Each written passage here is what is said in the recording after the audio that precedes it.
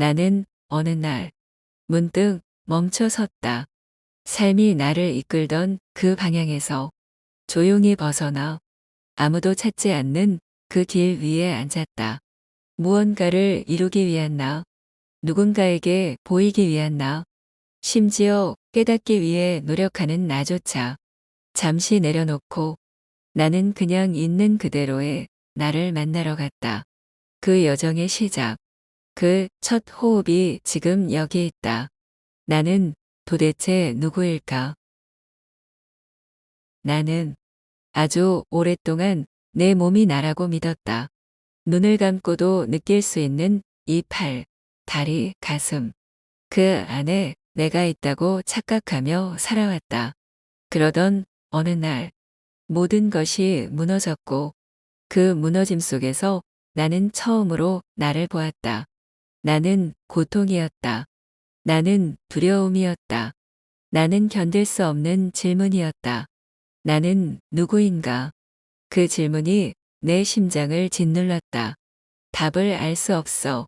나는 고요 속으로 걸어 들어갔다. 나는 누구였을까? 내가 살아온 모든 시간들은 정말 나의 것이었을까? 나는 늘 누군가가 되어야 했다.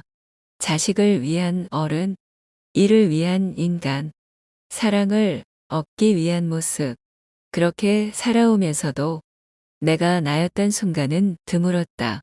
가끔 거울 속 내가 낯설었고 잠들기 전엔 내 안에 쌓인 침묵이 나를 향해 물었다. 너는 누구냐고. 나는 대답할 수 없었다. 그건 지금까지 한 번도 진짜 나를 만난 적이 없었기 때문이다. 나는 오랫동안 내 몸이 나라고 믿었다. 눈을 감고도 느낄 수 있는 이 팔, 다리, 가슴. 그 몸 안에 내가 있다고 착각하며 살아왔다. 아무도 없는 숲, 말 한마디 허락되지 않는 시간. 그곳에서 나는 나를 잃었다. 그리고 그 이름 속에서 비로소 들려온 작은 속삭임 하나. 나는 내 몸이 아니었다. 나는 내 생각이 아니었다. 나는 내 기억도 이름도 과거도 아니었다. 내가 쌓아온 모든 삶도 아니었다. 나는 그 모든 것을 지켜보는 무언가였다. 그 모든 것을 가만히 지켜보는 말 없는 관조자. 그것이 진짜 나였다. 내가 울 때 나는 그 울음을 보는 자. 내가 미워할 때 나는 그 미움을 바라보는 자였다. 나는 배우가 아니라 무대 위를 지켜보는 조용한 관객이었다. 그 사실을 받아들이기까지 참으로 많은 눈물이 흘러내렸다. 고요 속에서도 불안했고 혼자여도 늘 분주했다. 하지만 그 긴 밤을 지나며 나는 나를 듣기 시작했다. 외부의 모든 소리가 꺼졌을 때 내 안에서 무엇이 말하고 있었는지 그건 분명 나의 소리가 아니었다. 더 깊은 어떤 자리에서 올라오는 조용하고 아주 묵직한 속삭임이었다. 너는 누구냐? 이 질문이 내 안에서 사라지지 않았다. 시간이 지나도 고요가 흘러도 기도가 멎어도 그 질문은 그 자리에 머물렀다. 그러다 문득 고요도 고통도 다 지나간 뒤에 나는 나에게 이렇게 말했다. 내가 그토록 붙잡던 건 사라지기 위해 태어난 것들이었다. 껍질의 해체. 나는 어느 날 문득 내 몸을 바라보았다. 이 몸이 나인 줄 알았던 시간들. 하지만 이 몸은 언젠가 늙고 병들고 사라질 것이다. 그렇다면 나는 이 몸을 가진 관조자일 뿐일까? 아픈 몸을 돌볼 때 나는 종종 느꼈다. 아프다고 괴로워하는 내 안에서 한 발 물러선 또 다른 내가 있다는 걸. 그 존재는 울지도 않고 두려워하지도 않았다. 단지 조용히 지켜보고 있었다. 그게 아마 진짜 나였을지도 모른다. 몸은 세월의 흔적을 따라가고 생각은 끊임없이 과거와 미래를 오가지만 그 관조자는 언제나 지금 여기에 머물렀다. 사람들은 종종 내게 물었다. 무엇이 당신을 그 길로 이끌었나요? 나는 말할 수 없었다. 고통이었다고 말하면 고통의 무게가 가벼워질까봐. 외로움이었다고 말하면 그 외로움이 단어로 축소될까봐. 진실은 이것이다. 나는 더 이상 나를 감당할 수 없었다. 내가 만든 삶이 내게 너무 무거웠다. 내가 해온 말들, 내가 세워둔 원칙들, 내가 쌓은 관계들, 그 모든 것이 어느 날 나를 옥죄기 시작했다. 그때 나는 고유를 선택한 것이 아니라 모든 것을 버리는 선택을 했다. 그것이 수도의 시작이었다. 삶을 구하겠다는 욕망도 없었고 깨달음에 대한 낭만도 없었다. 나는 단지 살아남기 위해 조용해져야만 했다. 고요는 처음엔 죽음 같았다. 세상의 소리와 끊어졌을 때 내 안엔 메아리뿐이었다. 왜 넌 이렇게까지 되었니? 왜 아무것도 못했니? 왜 너는 너 자신에게조차 숨고 있니? 이 질문들이 고요보다 더 큰 소리로 날 깨웠다. 하지만 놀랍게도 그 고통의 질문들 끝에서 나는 문득 깨달았다.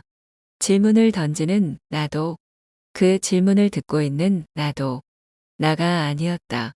내 안에서 질문이 일어나고 내가 그걸 듣고 있었고 지켜보는 또 하나의 무언가가 있었다.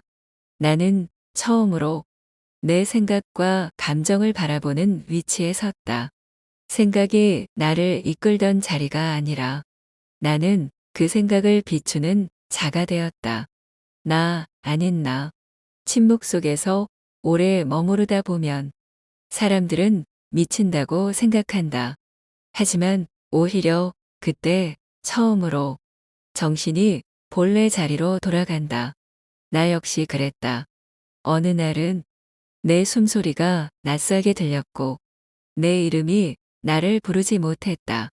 거울을 보아도 그 안에 나는 나 같지 않았고 과거의 기억들은 마치 다른 사람의 인생처럼 느껴졌다. 나는 점점 나에게서 멀어지고 있었다. 그런데 그게 이상하게도 무섭지 않았다. 오히려 숨 쉴 수 있었다. 비로소 고독은 나를 찢지 않았다. 고독은 나를 벗겼다. 나라는 이름, 나라는 역할, 나라는 얼굴을 모두 벗긴 채 그 고요한 밤에 남은 것은 단 하나였다. 의식. 아무 말도 없고 아무 생각도 없고 아무 판단도 없는 그 자리. 나는 그때 죽음이라는 것이 꼭 생명이 끝나는 게 아니라는 걸 알았다. 죽음은 자기 자신에서 벗어나는 일이었다. 내가 나로 존재하려는 그 모든 애씀을 놓는 순간 나는 죽었다. 그리고 동시에 다시 태어났다. 그 순간 이후로 나는 더 이상 살려고 애쓰는 사람이 아니었다. 나는 그저 존재하는 사람이 되었다. 마음이란 강은 늘 흐른다. 기억, 감정, 생각이 끊임없이 밀려왔다가 사라진다. 나는 그 흐름에 휩쓸려 살아왔던 것 같다. 슬픔이 오면 무너지고, 기쁨이 오면 취하고, 두려움이 오면 움츠러들었다. 하지만 언젠가부터 나는 그 흐름을 바라보는 법을 배웠다. 내 마음을 나라고 믿지 않는 순간 자유가 시작되었다. 나는 고요한 기슭에서 그 격렬한 물살을 지켜보는 수도자였다. 있는 그대로 존재하는 법. 나는 문득 깨달았다. 시간이 지나고 있다는 것을, 느끼지 않는 순간이 있다는 것을, 해가 떴는지 졌는지조차 알 수 없고 하루가 지난 건지 한 시간이 흐른 건지조차 가늠할 수 없는 그 상태. 그게 바로 고요가 나를 삼킨 순간이었다. 나는 그곳에서 시간이라는 감옥이 생각에서 비롯된 것임을 알았다. 예전엔 늘 초조했다. 무언가를 이루지 못하면 쫓기는 느낌이 들었고, 해야 할 것들, 지켜야 할 체면, 남보다 늦지 말아야 한다는 두려움. 그 모든 게 날 밤마다 깨우고 몸과 마음을 마모시켰다.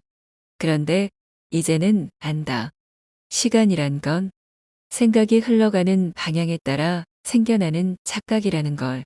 고요 속에선 시간이 없다. 아무것도 바라지 않을 때, 지금 이 순간을 바꾸려 하지 않을 때, 과거를 분석하거나 미래를 대비하지 않을 때, 시간은 멈춘다. 나는 그곳에서 처음으로 쉼이 뭔지 알았다. 쉼이란 어디 눕고 무언가 멈추는 게 아니라 욕망이 멎는 것이다. 나는 앉은 채로 쉬었고, 걸으면서도 쉬었고, 심지어 아무 일도 하지 않으면서 가장 깊이 쉬었다. 그때부터 내게 하루란 단위는 의미가 없었다. 나는 단지 의식이 깨어있는 동안 존재했고, 깨어있음이 나를 이끌었다. 지금 이대로 존재하는 나, 아무것도 하지 않아도 괜찮은 순간이 세상에 존재한다는 것을 나는 수도를 통해서야 비로소 알게 되었다. 아무도 나를 알아보지 않아도, 나의 이름이 세상에서 사라져도, 내가 무언가를 증명하지 않아도 나는 존재 그 자체로 충분했다. 더 이상 채우려 하지 않아도 됐다. 고치지 않아도 됐고, 바라지 않아도 됐다. 나는 어느새 내가 나를 내려놓은 사람이 되었고, 그 안에서 이상하게도 더욱더 깊은 나 자신을 만나게 되었다.